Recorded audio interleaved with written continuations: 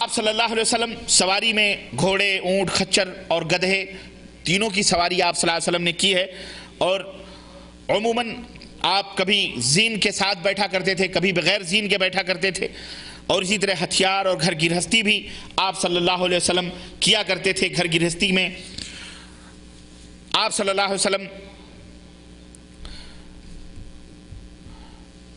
آپ کے ساتھ ہمیشہ کنگھی اور قینچی اور مسواک ہمیشہ رہتی تھی۔ بستر چمڑے کا ہوتا تھا جس میں کھجور کے ریشے بھرے ہوئے ہوتے تھے۔ اسی طرح ان چیزوں کے علاوہ آپ صلی اللہ علیہ وسلم کی ملکیت میں 100 بکریاں تھیں جن کی تعداد اس سے زیادہ بڑھنے بھی نہیں دیتے تھے۔ جب کوئی زیادہ بچہ پیدا ہوتا تو ایک بکری ذبح کر ڈالتے تھے۔ 100 سے زیادہ آپ صلی اللہ علیہ وسلم بکری نہیں رکھتے تھے۔ چنانچہ جنگ بدر میں آپ صلی اللہ علیہ وسلم کو مال غنیمت میں ابو جہل کا یمنی اونٹ حاصل ہوا تھا جس کی ناک میں چاندی کی گھنڈی لٹکی ہوئی تھی۔ حدیبیہ کے موقع پر اسی کو قربانی کرنے کے لیے مکہ بھیجا تھا تاکہ مشرکین جل اٹھیں کہ دیکھو یہ تو ہمارے سردار ابو جہل کی اونٹنی ہے، اس کو ذبح کر دیا گیا ہے۔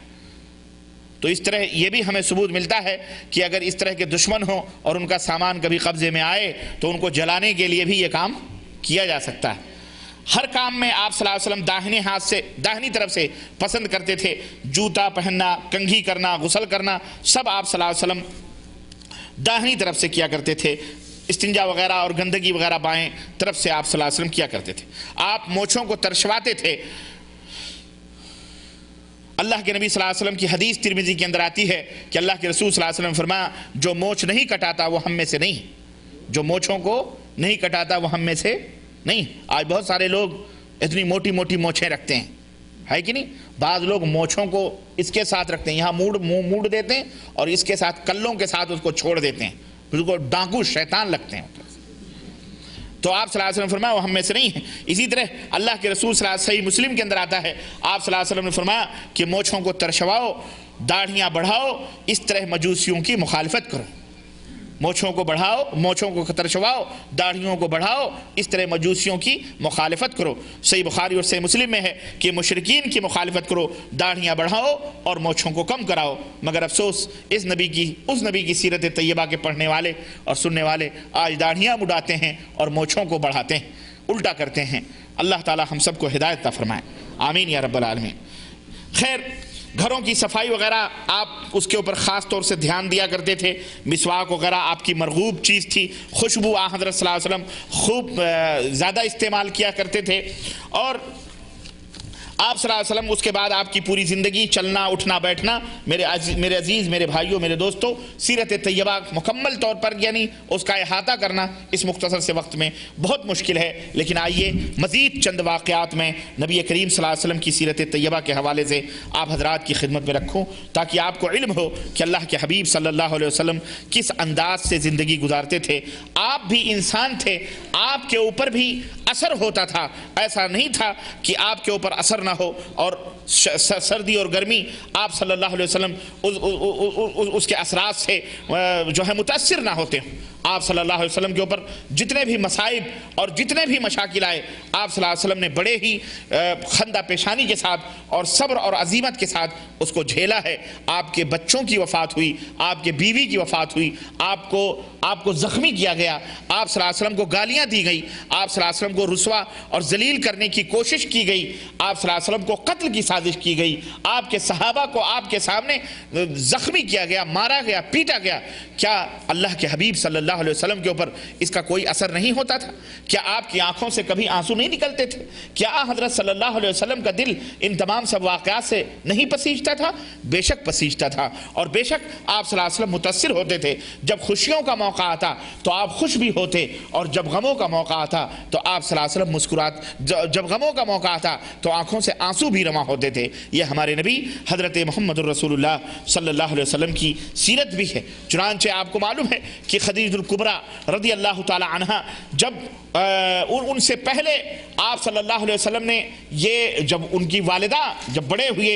اور نبی بنائے گئے، اس وقت ماں کی یاد جب نے ستایا تو ماں ٹھیک ہے شرک کی حالت میں مری ہیں، جس حالت میں مری اللہ کے رسول صلی اللہ علیہ وسلم نے یہ سوچا کہ اپنی ماں کے لیے کم از کم ہم دعا کریں۔ چنانچہ روایتوں کے اندر آتا ہے کہ اللہ کے حبیب صلی اللہ علیہ وسلم اپنی ماں کی قبر کو دیکھنے کے لیے صحابہ کرام کے ساتھ گئے، اور راوی کہتے ہیں صحیح مسلم کے اندر اور مسند احمد کے اندر روایت میں آتا ہے، حضرت ابو ہریرہ اور بریرہ کا بیان ہے کہ نبی علیہ السلام نے اللہ تبارک تعالیٰ سے اجازت مانگی کہ میں اپنی والدہ کی قبر کی زیارت کروں، تو اللہ تبارک تعالیٰ نے والدہ کی قبر کی زیارت کی اجازت دی۔ چنانچہ اللہ کے نبی صلی اللہ علیہ وسلم والدہ کی قبر کی زیارت کے لیے گئے، اور جب والدہ کی قبر کے پاس بیٹھے، اللہ اکبر، وہ بچپن کے زمانے یاد آئے، اور ماں کی ممتا سے ایک یتیم محروم ماں کے پیار اور شفقت اور محبت سے جب ماں کے پیار کا موقع آیا تو وہ خود چل بسی۔ اس نے دیکھا نبی علیہ السلام بھی انسان تھے، ماں کی قبر کے سرحانے بیٹھے، تو حضرت ابو ہریرہ کہتے ہیں آپ کی آنکھوں سے آنسوؤں کا سیلاب امٹ پڑا، آپ رونے لگے۔ رسول اکرم صلی اللہ علیہ وسلم کے جو 7 صحابہ کرام تھے، جب انہوں نے دیکھا کہ نبی علیہ السلام زار و قطار رو رہے ہیں تو وہ بھی رو پڑے، اور حضرت بریرہ کہتی ہیں کہ ہم نے رسول اکرم صلی اللہ علیہ وسلم کو اتنا روتے ہوئے کبھی نہیں دیکھا جتنا ماں کی قبر کے سرحانے بیٹھ کر آپ صلی اللہ علیہ وسلم روئے۔ ایک روایت میں آتا ہے کہ آپ صلی اللہ علیہ وسلم نے سے صحابہ کرام نے پوچھا کہ اللہ کے نبی آپ اتنا کیوں رو رہے ہیں؟ تو حضرت نبی کریم صلی اللہ علیہ وسلم نے فرمایا کہ میں نے اپنے ماں کی مغفرت کے لیے اللہ سے اجازت مانگی تو اللہ تعالیٰ نے مجھے مغفرت مانگنے سے منع فرما دیا، مجھے مغفرت مانگنے سے منع فرما دیا، اس لیے اتنا رو رہا ہوں۔ اسی طرح عبد المطلب جو آپ کے چچا تھے، جنہوں نے آپ کو پالا اور پوسا تھا، روایتوں میں آتا ہے کہ آمنہ کے انتقال کے بعد عبد المطلب نے آپ کو گود آغوش محبت میں لیا تھا، اور جیسا کہ میں نے شروع میں بتلایا کہ بڑی شفقت اور بڑا پیار کرتے تھے، اور والدین کا سایہ جب سر سے اٹھ جاتا ہے، ماں بھی نہ ہو اور باپ بھی نہ ہو تو ظاہر ہے کہ دادا ہی شفقت اور پیار کرتا ہے۔ چنانچہ دادا کے انتقال کے بعد طبقات ابن سعد میں حضرت ام ایمن کا بیان ہے کہ نبی علیہ السلام 8 برس کے تھے، نبی علیہ السلام ابھی 8 برس کے تھے کہ دادا کی وفات ہو گئی۔ تو جب دادا کا جنازہ اٹھا تو کہتے ہیں کہ میں نے رسول اکرم صلی اللہ علیہ وسلم کو دیکھا کہ سردار عبد المطلب کی وفات کے دن دیکھا کہ جب ان کا جنازہ اٹھا تو نبی علیہ السلام بچے ہی تھے نا، ابھی تو چھوٹے ہی تھے، لیکن دادا کی شفقت اور دادا کی محبت میں روتے پیچھے روتے ہوئے گئے، قبرستان تک دادا کی شفقت و محبت میں روتے گئے۔ اسی طرح دادا کے بعد ابو طالب کی جب وفات ہوئی، جب ان کی موت آئی، چونکہ یہ آخری سہارا تھے، تو روایتوں کے اندر آتا ہے کہ موت کے آخری لمحے میں بھی نبی علیہ السلام نے اپنے چچا کو پیش کیا، دعوت پیش کی توحید کی کہ چچا کلمۃ وحاد جو بہا عند اللہ، یہ کلمہ لا الہ الا اللہ پڑھ لو، اللہ کے ہاں ہم بخشوا لیں گے۔ لیکن پھر ابو طالب نے کلمہ نہیں پڑھا اور کہا نہیں، بلکہ اخترت النار علی العار، میں آگ کو گوارا کرتا ہوں، لیکن میں یہ گوارا نہیں کرتا کہ میرے مرنے کے بعد میرے قبیلے کے لوگ یہ کہیں کہ ابو طالب مرتے مرتے باپ داداؤں کے دین سے پھر گیا ہے۔ چنانچہ جب ابو طالب کا انتقال ہو گیا تو وہ سال اللہ کے رسول صلی اللہ علیہ وسلم نے غموں کا سال قرار دیا، اور حضرت علی رضی اللہ تعالیٰ عنہ کو حکم دیا کہ جاؤ، اور اس طرح سے ان کی وفات کے بعد وہ زار و قطار رو پڑے، زار و قطار اس لیے کہ وہ چچا جو زندگی بھر سہارا بنا،